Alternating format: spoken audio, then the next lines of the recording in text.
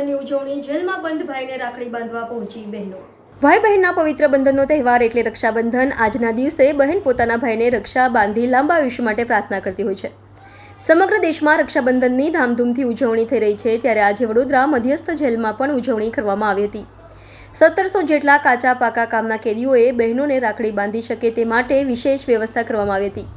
બહેન પોતાના ભાઈને રાખડી બાંધી શકે તે માટે સૌપ્રથમ રજીસ્ટ્રેશન કરવામાં આવ્યું હતું અને ત્યારબાદ તબક્કાવાર બહેનોને જઈ રાખડી બાંધી રક્ષાબંધનની ઉજવણી કરી હતી।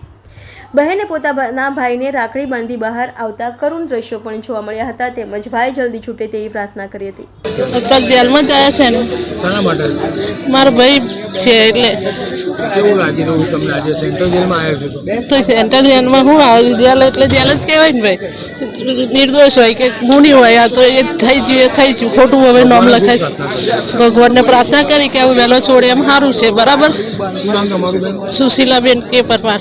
રક્ષાબંધન છે એટલે મેં મારા ભાઈને મળી એટલે સારું મળ્યું। ભગવાનને મેં દુઆ કરું છું કે વેલો મારો ભાઈ છૂટી જાય, શું ભગવાનને શું પ્રાર્થના કરી? કે વેલો છૂટી જાય, ઘેર વેલો આવી જાય શું એવું। નામ બેટા તારું? પડ્યા રાધિકા રંજીતભાઈ।